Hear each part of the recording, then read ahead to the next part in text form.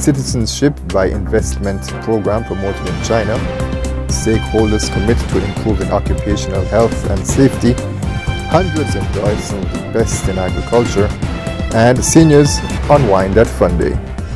These stories and more are next on the SKNAS Weekly Review for the period April 22nd to 27th. Hello and welcome, I am Ian Richards.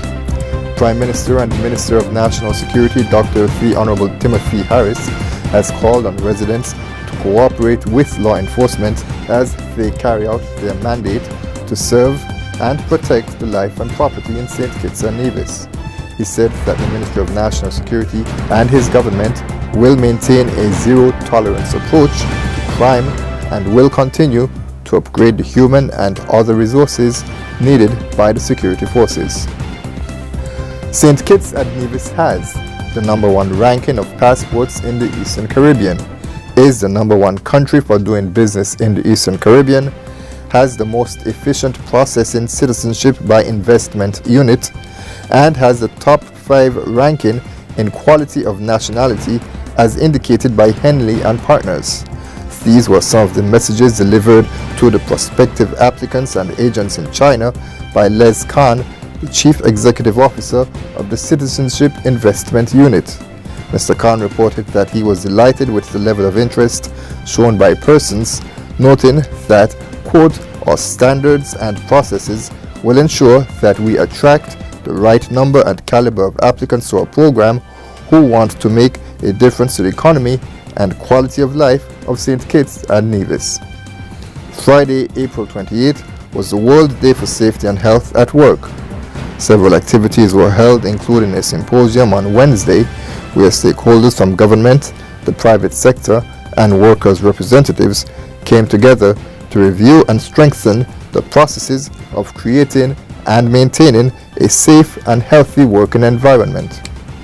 Acting Permanent Secretary in the Ministry of Labour, Ron Dublin Collins, addressed the gathering.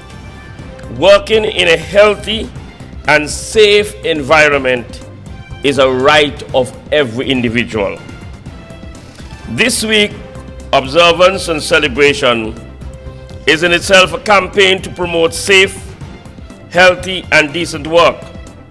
However, its success will be seen in the realities in our workplace.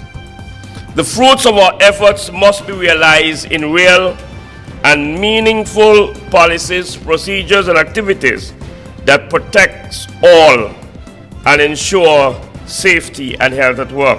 The ministry is committed to working with all stakeholders, employers, employees, employee representatives to assure safe and healthy conditions for working men and women by setting and enforcing standards, providing training, outreach, education, and compliance assistance. The Caribbean branch of the International Council on Archives, in conjunction with the St. Kitts Nevis National Archives, hosted a 3-day workshop this week under the theme Preserving Your Memories in a Digital World.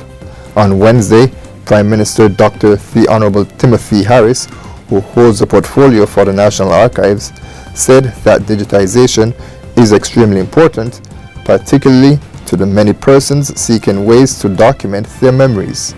He added that it fits in with the vision of his government to exploit information and communication technologies. Since entering office in February of 2015, our administration has been on an ambitious e-governance thrust, and this has resulted in St. Kitts and Nevis rising in its standing on the International Telecommunications Union's ICT Development Index.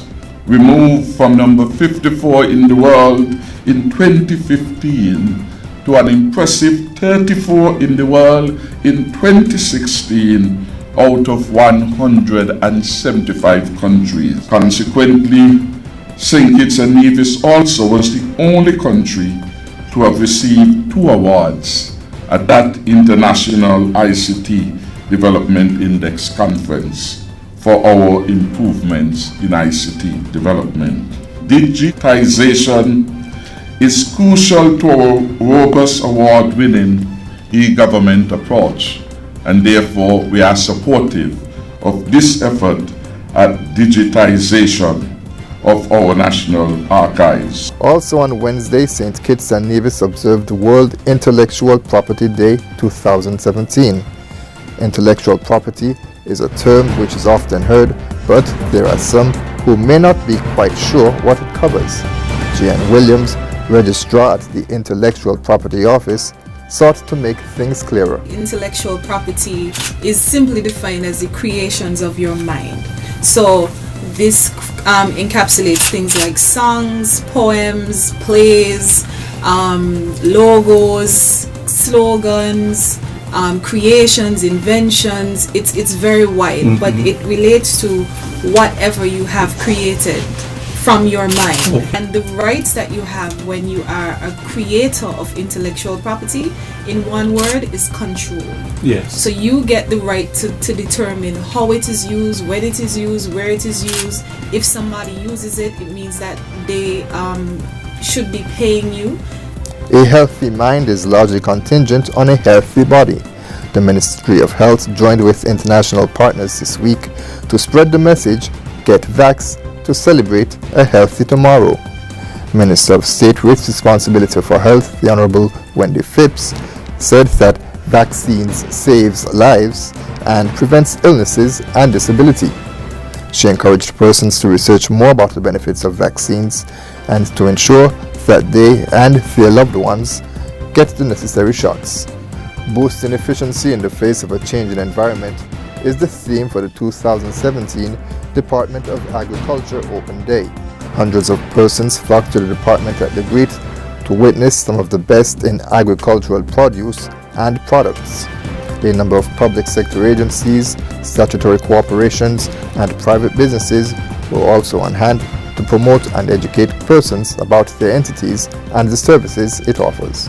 Senior Minister and Minister of Labour Honorable Vance Emery and Acting Commissioner of the Department of Labour Shernell James explored best practices to promote youth employment in the Federation, which was a part of the discussion at the meeting of the working groups of the Inter-American Conference of Ministers of Labour, IACML, and first preparatory meeting of the 20th IACML held in Paraguay.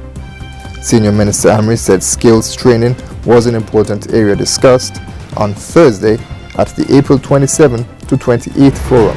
And finally, we end on a lighter note. Performances by the Masquerades, Nekojumbies, and Maypole Dancing, otherwise known as Plait the Ribbon, were among the entertainment provided for seniors who attended the Department of Social Services' second annual Seniors Fun Day held at the Edgar Gilbert Playing Field in Molineux on Wednesday. Some of the more active seniors participated in various sporting activities, which made for a delightful scene. Permanent Secretary in the Ministry of Social Services, Janelle Lewis Tafari, welcomed the older persons and encouraged them to have fun. This Fun Day is part of our ministry's attempt to encourage active aging.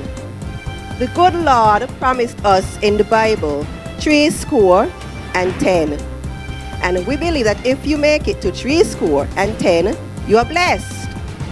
And it means that we should do all that we can do to make your remaining years enjoyable and make sure that we continue to bless you as the good Lord has.